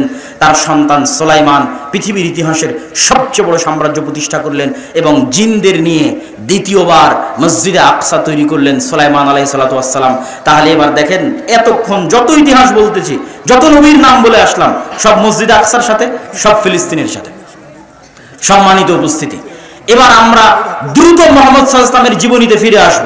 তার আগে শর্টকাটে ঈসা এবং মারিয়াম। ওয়াইদ ক্বালাত ইমরাতু ইমরান রাব্বি ইন্নী নাযারতু লাকা মা ফি বাতনি মুহাররারা, যখন ইমরানের স্ত্রী বলল, হে আল্লাহ, আমার পেটে যে সন্তান আছে তোমার রাস্তায় ওয়াকফ করে দিলাম। তোমার রাস্তায় মানে এই মসজিদের জন্য, মসজিদের খেদমত করার জন্য। মসজিদের খাদেম হলে নবী হওয়া যায়, মসজিদের নবীরা মসজিদের খাদেম। তো মা ওয়াকফ করে দিল যে আমার পেটের সন্তান মসজিদের খাদেম, মসজিদে আকসার খাদেম। ফালাম্মা ওয়াদাআত ক্বালাত রাব্বি ইন্নী ওয়াদাতুহা উনসা, বাচ্চা প্রসব করার পর দেখছেন মারিয়াম মেয়ে সন্তান। তো মেয়ে সন্তানকে কেমনে মসজিদে রাখবেন? তো তাকাফফালা জাকারিয়া তথা তার খালু জাকারিয়া আলাইহিস সালাতু ওয়াস সালাম তার দায়িত্ব নিলেন এবং মেয়ে হয়েও মসজিদের খেদমত করতে লাগলেন। মারিয়াম আলাইহিস সালাতু ওয়াস সালাম কোন মসজিদের খেদমত করতে লাগলেন? মসজিদে আকসার খেদমত করতে লাগলেন। আল্লাহ আসমান থেকে খাবার পাঠালেন। কোন মসজিদে খাবার পাঠালেন? মসজিদে আকসায় খাবার পাঠালেন। মারিয়ামের পেটে সন্তান আসলো। ঈসা আলাইহিস সালাতু ওয়াস সালাম মায়ের কোলে কথা বললেন। কোন শহরে জন্ম নিলেন ঈসা আলাইহিস সালাতু ওয়াস সালাম? জেরুজালেমে জন্ম নিলেন, ফিলিস্তিনে জন্ম নিলেন, মসজিদে আকসার পাশে জন্ম নিলেন। এই পর্যন্ত দিয়ে এবার আমরা সামারি দেখি। পৃথিবীর ৯০% মানুষ তথা তিনটা বড় দিনের অনুসারী, বড় ধর্মের অনুসারীর পবিত্র স্থান হচ্ছে জেরুজালেম, মসজিদে আকসা। যেহেতু মুসা আলাইহিস সালাম এটার জন্য জীবন দিয়েছে, ইউশা বিন নুন জীবন দিয়েছে, দাউদ সুলাইমান যুদ্ধ করেছে, তো এই জন্য ইহুদি যারা আছে তাদের কাছে এটা সবচেয়ে পবিত্র। ঈসা আলাইহিস সালাম এখানে জন্ম হয়েছে, তার মা এই মসজিদের খাদেম ছিলেন, এই জন্য খ্রিস্টানদের কাছে এটা সবচেয়ে পবিত্র। আর আমরা মুসলমানেরা তো আছি। তাহলে পৃথিবীতে এর চাইতে বড় আর কোনো কারণ নাই যেখানে পৃথিবীর 90% মানুষ যুদ্ধে জড়িয়ে যেতে পারে। মানে এর চেয়ে বড় আর কারণ পৃথিবীতে নাই যেই কারণে পৃথিবীর 90% মানুষ যুদ্ধে জড়িয়ে যেতে পারে। কিসের প্রথম বিশ্বযুদ্ধ, কিসের দ্বিতীয় বিশ্বযুদ্ধ? সবচেয়ে বড় যুদ্ধ হবে এই মসজিদকে কেন্দ্র করে, এই শহরকে কেন্দ্র করে, যেটাতে পৃথিবীর 90% মানুষ জড়িয়ে যাবে। কেন এর চেয়ে বড় কারণ আর পৃথিবীতে নাই যেটার পেছনে এত বড় যুদ্ধ হতে পারে। একটাই কারণ, সেটা হচ্ছে এই মসজিদ। এই মসজিদকে নিয়ে যুদ্ধ হতে পারে, এই শহরকে নিয়ে যুদ্ধ হতে পারে, যেগুলো কিয়ামতের পূর্ব মুহূর্তে সব বড় বড় যুদ্ধ এখানে সংঘটিত হবে। দাজ্জালকেও ঈসা আলাইহিস সালাতু ওয়াস সালাম এই জেরুজালেম শহরের গেটেই হত্যা করবেন। এগুলো সব এই ফিতনা বলেন, যুদ্ধ বলেন, যেটাই বলেন, কিয়ামতের পূর্ব মুহূর্তে মক্কা মদিনা সেফ থাকবে। যা ঘটবে মসজিদে আকসাকে কেন্দ্র করে ঘটবে, জেরুজালেমকে কেন্দ্র করে ঘটবে। আমরা চলে আসি আমাদের নবীর ইতিহাসে, আমাদের নবীর জীবনীতে। আমাদের নবী মুহাম্মদ সাল্লাল্লাহু আলাইহি ওয়াসাল্লামের সাথে জেরুজালেম মসজিদে আকসার সম্পর্ক কি? আমাদের নবী মুহাম্মদ সাল্লাল্লাহু আলাইহি ওয়াসাল্লামের সাথে জেরুজালেমের বেশি না 3টে সম্পর্ক বলে আমরা বক্তব্যের মুসলমানদের জেরুজালেম বিজয়ের ঘটনায় এগিয়ে যাব। এক, যখন আল্লাহ সালাত ফরজ করলেন তখন মুহাম্মদ সাল্লাল্লাহু আলাইহি ওয়াসাল্লামকে আদেশ দিলেন মসজিদে আকসা মুখে সালাত আদায় করো। এটা মুহাম্মদ সাল্লাল্লাহু আলাইহি ওয়াসাল্লামের জন্য অনেক কষ্টের ছিল। কেন কষ্টের ছিল? তিনি জন্মের পর থেকে দেখছেন কাবা সবচেয়ে পবিত্র ঘর, তার বাপ দাদা আদি পুরুষ কাবা ঘরের খেদমত করেছে। সেই কাবা ঘরকে পাশে রেখে, সেই কাবা ঘরকে নিজের কাছে রেখে আল্লাহ বলছে মসজিদে আকসা মুখে সালাত আদায় করে। তাই একদিন দুই দিন নয়, 17 মাস। কদ নারা তাকাল্লুবা ওয়াজহিকা ফিস সামা। আর আল্লাহর নবী বারবার আসমানের দিকে চাইতে থাকলেন কখন আল্লাহর ওহী আসবে, মসজিদে আকসা পরিবর্তন হয়ে কাবা কিবলা হয়ে যাবে। কিন্তু শুরু করলেন আল্লাহ মসজিদে আকসা দিয়ে। এটা ছিল মদিনায় অবস্থানরত ইহুদি, মদিনায় অবস্থানরত খ্রিস্টানদের কাছে মেসেজ যে এটা হচ্ছে দ্বীনে হক। তোমরা যেই মসজিদে আকসাকে পবিত্র মনে করো, সেই মসজিদে আকসাই মুসলমানদের প্রথম কিবলা। বলেন আল্লাহু আকবার। এটা আল্লাহ সুবহানাহু ওয়া তাআলার হিকমা যে মুসলমানদের প্রথম কিবলা, মুসলমানদের প্রথম মসজিদ, যে মসজিদ মুখী হয়ে তৈরি হয়েছে সেটা মসজিদে আকসা। মুহাম্মদ সাল্লাল্লাহু আলাইহি ওয়াসাল্লামের জীবনে দ্বিতীয় ঘটনা, সুবহানাল্লাযী আসরা বিআবদিহি লাইলাম মিনাল মাসজিদিল হারাম ইলাল মাসজিদিল আকসা আল্লাযী বারাকনা হাওলা। ওই সত্তার পবিত্রতা বর্ণনা করছি যিনি তার বান্দা মুহাম্মদ সাল্লাল্লাহু আলাইহি ওয়াসাল্লামকে মসজিদে হারাম মক্কার কাবা থেকে রাতের বেলা সফর করিয়েছেন মসজিদে আকসায়। কোন মসজিদে আকসায়? আল্লাযী বারাকনা হাওলা, যেই মসজিদে আকসার চারিদিকে আমি আল্লাহ বরকত দিয়ে ঘিরে রেখেছি। বলেন আল্লাহু আকবার। কোরআনের আয়াতের অনুবাদ করলাম। কোরআনের আয়াতে আল্লাহ বলছেন মসজিদে আকসার চারিদিকে আমি বরকত দিয়ে ঘিরে রেখেছি, বারাকনা হাওলা। তাই মুহাম্মদ সাল্লাল্লাহু আলাইহি ওয়াসাল্লাম কাবা থেকে সরাসরি তিনি আসমানে যাননি, কাবা থেকে তিনি মসজিদে আকসায় গেছেন, মসজিদে আকসা থেকে তিনি আসমানে গেছেন। এটা মুহাম্মদ সাল্লাল্লাহু আলাইহি ওয়াসাল্লামের জীবনের দ্বিতীয় ঘটনা। মসজিদে আকসায় তিনি বোরাক বেঁধেছেন, ওই বোরাক বাঁধার জায়গা এখনো আছে। মসজিদে আকসায় তিনি নবীদের ইমামতি করে সালাত আদায় করিয়েছেন। সম্মানিত উপস্থিতি, মুহাম্মদ সাল্লাল্লাহু আলাইহি ওয়াসাল্লামের জীবনের তৃতীয় ঘটনা, হুদায়বিয়ার সন্ধির পরে মক্কার কাফের এবং মুশরিকেরা ব্যবসায়িক উদ্দেশ্যে গেছে ফিলিস্তিনে, জেরুজালেমে। তখন ফিলিস্তিন জেরুজালেমে কন্ট্রোল আছে রোমান এম্পায়ারের। রোমান এম্পায়ারের তৎকালীন বাদশাহ হিরাক্লিয়াস রাতের বেলা স্বপ্ন দেখে আরবের মধ্যে যারা খাতনা করে তাদের হাতে চলে যাচ্ছে তার এই রাজত্ব। ঘুম থেকে হন্তদন্ত হয়ে উঠে টানা কয়েকদিন এই স্বপ্ন দেখেছে। সে জানতো ইহুদিরা বাদে আর কেউ খাতনা করে না। সাথে সাথে খুঁজতে পাঠালো এই শহরে এখন কোনো আরব আছে কিনা। খুঁজে দেখা গেল আবু সুফিয়ান রাদিয়াল্লাহু তাআলা আনহু, যিনি তখন কাফের এবং যিনি তখন আবু জাহালের জায়গায় দায়িত্ব পালন করছেন, মক্কার কাফের মুশরিকদের সর্দার, আল্লাহ রাসূলের বিরুদ্ধে কয়েকটা যুদ্ধে নেতৃত্ব দিয়েছেন, ওহুদের যুদ্ধে নেতৃত্ব দিয়েছেন, খন্দকের যুদ্ধে নেতৃত্ব দিয়েছেন, আল্লাহ রাসূলের মুখোমুখি যুদ্ধে নেতৃত্ব দিয়েছেন আবু সুফিয়ান রাদিয়াল্লাহু তাআলা আনহু। হুদায়বিয়ার সন্ধির পরে তিনি তখন ফিলিস্তিনে ব্যবসা করতে গেছেন। তাকে ধরে নিয়ে আসা হলো। রোমান বাদশাহ হিরাক্লিয়াস তাকে জিজ্ঞেস করতে লাগলেন, ঘটনা শোনাও। তিনি বললেন ঘটনা এই। তখন রোমান বাদশাহ হিরাক্লিয়াস কয়েকটা প্রশ্ন করলো, তার মধ্যে দুটো প্রশ্ন করে আমরা বক্তব্য সামনের দিকে এগিয়ে নিয়ে যাব। দুটো প্রশ্নের একটা প্রশ্ন হচ্ছে, আমাকে বলো মুহাম্মাদের পূর্বে তার বংশে অতীতে তোমাদের কুরাইশ বংশে, বানু হাশিম বংশে, ইসমাইলের বংশে অতীতে আর কেউ কোনদিন কি নবী দাবি করেছিল? আবু সুফিয়ান বললেন, না, অতীতে তো দীর্ঘ 2-3 হাজার বছরে ইসমাইলের বংশে কেউ কোনোদিন নবী দাবি করেনি। বাদশাহ হিরাক্লিয়াস বললেন, যদি আগে কেউ নবী দাবি করে থাকতো আমি বলতাম মুহাম্মদ সাল্লাল্লাহু আলাইহি ওয়াসাল্লাম অন্যের দেখা দেখি নিজে নবী দাবি করেছে। অতীতে যেহেতু ইসমাইলের বংশে কেউ নবী দাবি করেনি, অতএব এটা বলার সুযোগ নাই যে মুহাম্মদ দেখা দেখি নবুয়তের দাবি করেছে। এবার আমাকে শোনাও, তোমাদের বংশে বানু ইসমাইলে, কুরাইশে, বানু হাশিমে কেউ কি কোনোদিন রাজা বাদশাহ ছিল? আবু সুফিয়ান উত্তরে বলছে, না, আমাদের বংশে কেউ তো কোনোদিন রাজা বাদশাহ ছিল না। বাদশাহ হিরাক্লিয়াস বলছে, যদি বলতে যে মুহাম্মাদের অতীতে সাল্লাল্লাহু আলাইহি ওয়াসাল্লাম কেউ কোনোদিন রাজা বাদশাহ ছিল, তাহলে আমি বলতাম নিজের বাপদাদার রাজত্ব ফিরে পাওয়ার জন্য নবুয়তের ভান ধরেছে। কিন্তু আগে তো কেউ রাজা বাদশাহ ছিল না, তাহলে ভান ধরার তো প্রয়োজন নাই, তাহলে ঘটনা কিছু আছে। তারপরে একের পর এক জিজ্ঞাসা যখন শেষ, তখন বাদশাহ হিরাক্লিয়াস ঘোষণা করতেছে। কে ঘোষণা করতেছে? তৎকালীন বিশ্বের সবচেয়ে শক্তিশালী এম্পায়ারের রাষ্ট্রপ্রধান। মনে করেন আজকের পৃথিবীর সবচেয়ে শক্তিশালী রাষ্ট্র যদি আমেরিকা হয়, তাহলে আমেরিকার রাষ্ট্রপ্রধান কোথায় বসে ঘোষণা করতেছে? জেরুজালেমে মসজিদে আকসার পাশে বসে ঘোষণা করতেছে। কার সামনে ঘোষণা করতেছে? আল্লাহর নবীর সবচেয়ে বড় শত্রু মক্কার কাফের মুশরিকদের সরদারের সামনে বসে ঘোষণা করতেছে, জেরুজালেমে বসে ঘোষণা করতেছে।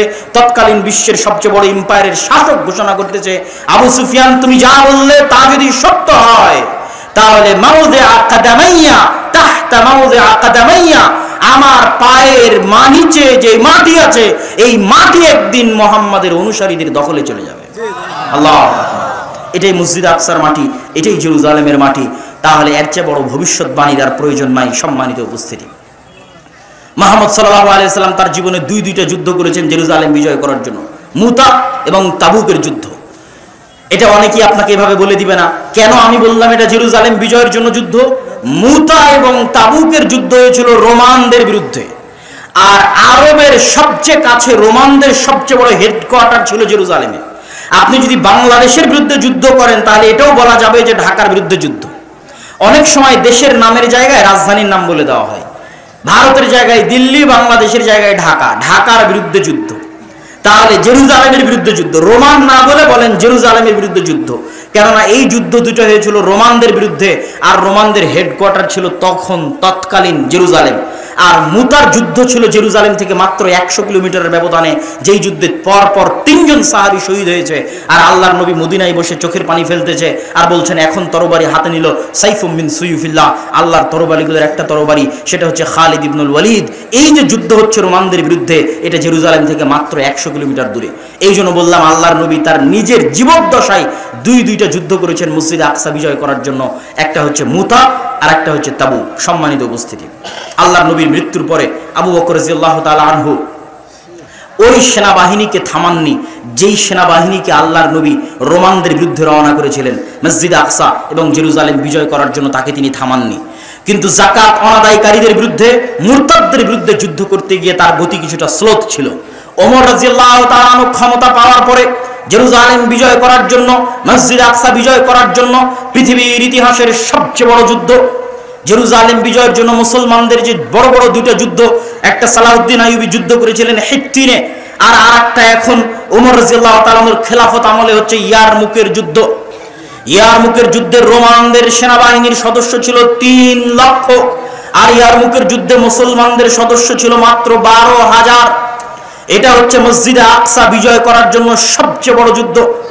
তৎকালীন প্রধান সেনাপতি আবু উবাইদা ইবনুল জাররাহ, আগের সেনাপতি ছিল খালিদ বিন ওয়ালিদ। ওমর রাদিয়াল্লাহু তাআলা ক্ষমতায় এসে খালিদ বিন ওয়ালিদকে তার পদ থেকে পদচ্যুতি করান। পদচ্যুতি করে প্রধান সেনাপতির দায়িত্ব দেন আবু উবাইদা ইবনুল জাররাহকে। যদিও খালিদ বিন ওয়ালিদ মুজাহিদ হিসেবে যুদ্ধ করছে, সাধারণ ডেপুটি, সে প্রধান army chief, deputy army chief হিসেবে যুদ্ধ করতেছে, আর প্রধান আর্মি চিফ হচ্ছেন আবু উবাইদা ইবনুল জাররাহ। সম্মানিত উপস্থিতি, এই বিশাল যুদ্ধের আগে আবু উবাইদা ইবনুল জাররাহ চিঠি লিখলেন ওমর রাদিয়াল্লাহু তাআলাকে লক্ষ্য করে, আমিরুল মুমিনিন, আজকে 3 লক্ষ রোমান বাহিনীর বিরুদ্ধে মাত্র 12,000 মুসলমান নিয়ে যুদ্ধ করা সম্ভব নয়। যদি বাই চান্স যুদ্ধে পরাজয় হই, মুসলমানদের ঈমান দুর্বল হয়ে যাবে, অনেক দুর্বল ঈমানের মানুষ মুরতাদ হয়ে যাবে, অনেক দুর্বল ঈমানের মানুষ ইসলাম থেকে মুখ ফিরিয়ে নিবে। অতএব এই যুদ্ধে হারা যাবে না, এই যুদ্ধে পরাজিত হওয়া যাবে না। আপনি মদিনা থেকে অতিরিক্ত সেনাবাহিনী পাঠান, মদিনা থেকে অতিরিক্ত মুজাহিদ পাঠান, না হলে আমরা এই যুদ্ধে পুরো পরাজিত হয়ে যেতে পারি। বিশাল 3 লক্ষ বাহিনীর সামনে 12,000 সেনাবাহিনী দিয়ে কিছুই করা সম্ভব নয়।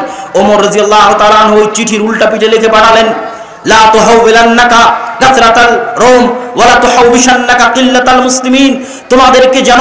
তোমাদেরকে যেন ভীত সন্ত্রস্ত না করে রোমানদের সংখ্যাধিক্য, তোমাদেরকে যেন দুশ্চিন্তাগ্রস্ত না করে মুসলমানদের সংখ্যায় অল্প হওয়া, বরং জেনে রাখো আল্লাহ যার সাথে আছে তারাই সংখ্যাধিক্য, আল্লাহর সাহায্য যাদের সাথে আছে তারাই সংখ্যাধিক্য, আর আল্লাহর সাহায্য যাদের সাথে নাই তারা সংখ্যায় যতই বেশি হোক না কেন তারা সংখ্যায় অল্প, তারা যতই শক্তিশালী হোক না কেন তারা দুর্বল, তারা যতই শক্তিশালী হোক না কেন তারা দুর্বল। অতএব আল্লাহর সাহায্য তোমাদের সাথে আছে। তোমরা সংখ্যায় 12,000 হলেও তোমরাই শক্তিশালী, তোমরা সংখ্যায় 12,000 হলেও তোমরাই সংখ্যাধিক্য। অতএব তোমরা সামনের দিকে এগিয়ে যেতে থাকো। ওমর রাদিয়াল্লাহু তাআলা আনহু অতিরিক্ত কোনো মুজাহিদ, অতিরিক্ত কোনো সেনাবাহিনী না পাঠিয়ে চিঠির উল্টা পিঠে আদেশ দিয়ে পাঠালেন। সম্মানিত উপস্থিতি, আবু উবাইদা ইবনুল জাররাহ এই চিঠি হাতে পেয়ে চিন্তাগ্রস্ত হয়ে গেলেন। 12,000 সেনাবাহিনী নিয়ে কিভাবে 3 লক্ষ সেনাবাহিনীর বিরুদ্ধে যুদ্ধ করবেন। চিন্তাগ্রস্ত হয়ে যাওয়ার পরে তিনি খালিদ বিন ওয়ালিদের সাথে পরামর্শ করছেন। খালিদ বিন ওয়ালিদ পরামর্শ দাও, আমিরুল মুমিনিন খলিফাতুল মুসলিমিন কাউকে পাঠাননি, আমরা 12,000 মানুষ কেমনে 3 লক্ষের বিরুদ্ধে যুদ্ধ করব? খালিদ বিন ওয়ালিদ বললেন, আবু উবাইদা ইবনুল জাররাহ, আপনি যদি কিছু মনে না করেন আমি একটা কথা বলি, আমার কথা আপনি রাখবেন। আবু উবাইদা ইবনুল জাররাহ বললেন, বলো খালিদ। খালিদ বিন ওয়ালিদ, বলো কি কথা? খালিদ বিন ওয়ালিদ বললেন, যেহেতু আমিরুল মুমিনিন কোনো সাহায্য পাঠায়নি, আজকের ইয়ারমুক আমাকে দিয়ে দেন। আপনি যদিও কাগজে কলমে প্রধান সেনাপতি, কিন্তু আজকে ইয়ারমুকের যুদ্ধে আমি খালিদ বিন ওয়ালিদ প্রধান সেনাপতির দায়িত্ব পালন করব। আমার এই কথাটুকু যদি আপনি রাখেন তাহলে আমাকে প্রধান সেনাপতির দায়িত্ব দিয়ে দেন। আবু উবাইদা ইবনুল জাররাহ বললেন, ঠিক আছে, কোনো সমস্যা নাই, খালিদ তুমি প্রধান সেনাপতির দায়িত্ব পালন করো। ইয়ারমুকে 6 দিন যুদ্ধ হয়েছে, 6 দিন যুদ্ধ করার পরে আল্লাহ সুবহানাহু ওয়া তাআলা মুসলমানদের বিজয় দিলেন। মুসলমানেরা 4টা দলে ভাগ হয়ে গেল, প্রত্যেকটা দলের প্রধান ছিল একজন সাহাবী। 4টা দলে ভাগ হয়ে গিয়ে এবার আজকের ফিলিস্তিনের যত শহরের নাম শুনেন, যেই গাজার নাম শুনছেন, ইয়ারমুকের যুদ্ধের পরের দিনই গাজা শহর বিজয় হয়েছে। ইয়ারমুকের যুদ্ধের পরে মুসলমানেরা 4টা দলে ভাগ হয়ে মসজিদে আকসাকে কেন্দ্র বানিয়ে, জেরুজালেমকে কেন্দ্র বানিয়ে 4 দিক থেকে ঘিরে নিতে লাগলো জেরুজালেমকে। 4 দিক থেকে জেরুজালেমকে ঘিরতে থাকলো। গাজা, হাইফা, তেল আবিব, পশ্চিম তীর, হেবরন, আল খালিল, ফিলিস্তিনের যত শহর আছে সব শহর বিজয় করতে করতে করতে করতে একদম জেরুজালেম চারিদিক থেকে ঘিরে নিল। ওই দিন জেরুজালেমের পাশে 4,000 সাহাবী ছিলেন। 1 মাস জেরুজালেম ঘিরে রাখা হলো। পাদ্রী চাবি হস্তান্তর করবে না যতক্ষণ না আমিরুল মুমিনিন খলিফাতুল মুসলিমিন না আসবে। চিঠি লিখে পাঠানো হলো। আবু উবাইদা ইবনুল জাররাহ চিঠি লিখে পাঠালেন। ওমর ইবনুল খাত্তাব বলছেন, আমি আসছি, জেরুজালেমের চাবি ওমরের হাতে হস্তান্তর করা হবে। ওমর রাদিয়াল্লাহু তাআলা আনহুর ওই ঐতিহাসিক ঘটনা, যখন তিনি মদিনা থেকে ফিলিস্তিন গেছিলেন একজন মাত্র খাদেম সাথে করে নিয়ে, এবং খাদেমের সাথে পালাক্রমে কখনো তিনি উটের পিঠে আর কখনো খাদেম উটের পিঠে, এই মর্মে পালাক্রমের শর্তে যেই ঘটনা আপনাদের জানা আছে, এই ঘটনা সেই ঘটনা যেটা জেরুজালেম বিজয়ের ঘটনা। ওমর রাদিয়াল্লাহু তাআলা আনহু মদিনা থেকে রওনা হলেন একজন খাদেম সাথে করে নিয়ে, কখনো খাদেম উটের পিঠে, কখনো ওমর রাদিয়াল্লাহু তাআলা আনহু উটের পিঠে। যখন জেরুজালেমের গেটে ওমর রাদিয়াল্লাহু তাআলা আনহু প্রবেশ করছে, 4,000 সাহাবী সহ বিশাল মুসলমানদের বাহিনী অপেক্ষা করছে, হাজার হাজার পাদ্রী অপেক্ষা করছে, আজ খলিফাতুল মুসলিমিন আসবে, আমিরুল মুমিনিন আসবে। কিন্তু তারা দেখছে খলিফাতুল মুসলিমিন রশি ধরে টানছে আর খাদেম উটের পিঠে বসে আছে। আবু উবাইদা ইবনুল জাররাহ হন্তদন্ত হয়ে ছুটে আসলেন ওমর রাদিয়াল্লাহু তাআলা আনহুর কাছে। ওমর রাদিয়াল্লাহু তাআলা আনহুকে এসে বলছেন, ইয়া আমিরুল মুমিনিন, ইন্নার রোমা ইয়ানজুরু ইলাইনা নাজরাতাকিল্লাহ। আমিরুল মুমিনিন, আপনি করেছেন কি? আমিরুল মুমিনিন, আজকে হাজার হাজার পাদ্রী অপেক্ষায় আছে আপনাকে দেখার জন্য। আজ আমরা 1 মাস থেকে এখানে অপেক্ষায় আছি আপনার আগমনে। আপনি রশি ধরে টানছেন, খাদেমকে উটের পিঠে বসিয়ে রেখেছেন, গায়ে জীর্ণ শীর্ণ কাপড়। রোমানরা কি মনে করবে? রোমানরা হাসি ঠাট্টা করবে, রোমানরা মজাক করবে, রোমানরা আমাদেরকে ছোট চোখে দেখবে। ওমর ইবনুল খাত্তাব কঠিন একটা ধমক দিলেন, আবু উবাইদা তুমি না বলে অন্য কেউ বললে আমি কষ্ট পেতাম না, তুমি বলাই কষ্ট পাচ্ছি। শোনো আবু উবাইদা, আজ থেকে 30 বছর আগে ওমরের নাম কেউ চিনতো না। আজ থেকে 30 বছর আগে আমরা জাহিলি কুন্না কওমান জিল্লা, আমরা কোথায় জাহিলি যুগে না আমাদের নাম ছিল, গন্ধ ছিল, না টাকা ছিল, না পয়সা ছিল, না ক্ষমতা ছিল। আজকে যদি আপনি মনে করেন বাংলাদেশের কোন বগুড়ার সোনাতলার কোন একটা অঞ্চলের একজন কৃষক তার ইমানের কারণে, তার তাকওয়ার কারণে, তার পরহেজগারিতার কারণে লুঙ্গি পরে মাথায় মাথল দিয়ে যদি জেরুজালেম বিজয় করতে যায়, আর সেখানে যদি সে বিশ্বের সবচেয়ে বড় এম্পায়ারের বিরুদ্ধে বিজয় অর্জন করে, তো এরকমই 30 বছর আগে না ওমরকে কেউ চিনতো। ওমর রাদিয়াল্লাহু তাআলা বলেন আমরা ছিলাম কুন্না কওমান দিল্লাহ, কোথায় মক্কার অন্ধকার জাহিলিয়াতের যুগ, আমাদের কেউ চিনতো না। আজ আমি ওমর কোন জেরুজালেম বিজয় করতে এসেছি তোমরা জানো? এই জেরুজালেমের এই মসজিদে আকসাই এই মারিয়াম আলাইহিস সালাতু ওয়াস সালাম থাকতেন, এই জেরুজালেমে ঈসা আলাইহিস সালাতু ওয়াস সালামের জন্ম হয়েছে, এই জেরুজালেমে ইয়াহিয়া জাকারিয়াকে হত্যা করা হয়েছে, এই জেরুজালেম বিজয় করতে এসে মুসা আলাইহিস সালাম পারেননি, এই জেরুজালেম বিজয় করতে আল্লাহ সূর্য থামিয়ে দিয়েছেন ইউশা বিন নুনের জন্য, এই জেরুজালেম বিজয় করেছে দাউদ, এই জেরুজালেম বিজয় করেছে, এই জেরুজালেমে পৃথিবীর সবচেয়ে বড় সাম্রাজ্য প্রতিষ্ঠা করেছে সুলাইমান আলাইহিস সালাতু ওয়াস সালাম। এত বড় বিশাল সাম্রাজ্য, পৃথিবীর 90% মানুষের বিশ্বাসে সবচেয়ে পবিত্র জায়গা, সেই পবিত্র জায়গা আজ ওমর বিজয় করতে আসতে 30 বছর আগে ওমরের নাম কেউ জানতো না। এই যে আল্লাহ আজকে আমাকে এখানে পৌঁছে দিয়েছেন, আযযানাল্লাহু বিল ইসলাম, আল্লাহ আমাদের এই ইজ্জত, এই সম্মান, এই ক্ষমতা না চাকচিক্য দিয়ে, না টাকা পয়সা দিয়ে, না রাজনীতি দিয়ে, না কূটনীতি দিয়ে আল্লাহ আমাদেরকে এই ক্ষমতা, এই সম্মান দিয়েছেন ইসলাম অনুসরণের কারণে, তাকওয়া এবং পরহেজগারিতার কারণে, আল্লাহর কিতাব এবং আল্লাহর নবীর সুন্নাত অনুসরণের কারণে। সম্মানিত উপস্থিতি, আরো লম্বা ঘটনা আছে, কিন্তু সারমর্ম কি, শিখার কি? এই যে পুরো বানু ইসরাইলের লম্বা ঘটনা শুনলেন, জেরুজালেম কেন্দ্রিক ইতিহাস শুনলেন, শিক্ষা এটাই যে আমরা গজবের মধ্যে আছি, আযাবের মধ্যে আছি। যেদিন ঈমান ফিরে আসবে, তাকওয়া ফিরে আসবে, পরহেজগারিতা ফিরে আসবে, যারাই ঈমান নিয়ে, তাকওয়া নিয়ে, পরহেজগারিতা নিয়ে সামনে এগিয়ে যাবে, আল্লাহ যেমন ইউশা বিন নুনের জন্য সূর্য থামিয়ে দিয়েছিলেন, 313 জনকে আল্লাহ যেমন বিজয় দিয়েছিলেন, ঠিক তেমনি মুসলমানদের হাতেও বিজয় হবে। সুলতান সালাহুদ্দিন আইয়ুবী তিনিও অল্প সংখ্যক মানুষ নিয়ে জেরুজালেম বিজয় করেছেন, ফিলিস্তিন বিজয় করেছেন, কিন্তু ঈমান থাকা লাগবে, তাকওয়া লাগবে, পরহেজগারিতা লাগবে। জেরুজালেম মিছিল দিয়েও বিজয় করা সম্ভব নয়, এবং ওই রকম মা লাগবে, ওই রকম বোন লাগবে যারা এরকম সুলতান সালাহুদ্দিন আইয়ুবী জন্ম দিতে পারে, তারিক বিন জিয়াদ জন্ম দিতে পারে। কেননা বেহায়াপনা, বেলেল্লাপনা যখন সমাজে ছড়িয়ে পড়ে, বেপর্দা যখন সমাজে ছড়িয়ে পড়ে, তখন সেখানে পুরুষ জন্ম নিতে পারে না। মানে মায়ের বেটা সালাহুদ্দিন আইয়ুবী জন্ম নিতে পারে না, যা জন্ম নেবে সব নামে পুরুষ, কামে সব মহিলা। কথা বুঝতে পেরেছেন? সমাজে বেহায়াপনা, বেলেল্লাপনা থাকলে এটাই সমাজের রেজাল্ট। সম্মানিত উপস্থিতি, এই দীর্ঘ ইতিহাস থেকে আল্লাহ সুবহানাহু ওয়া তাআলা উম্মতে মুহাম্মাদীকে শিক্ষা নেওয়ার তৌফিক দান করুক, আল্লাহুম্মা আমিন।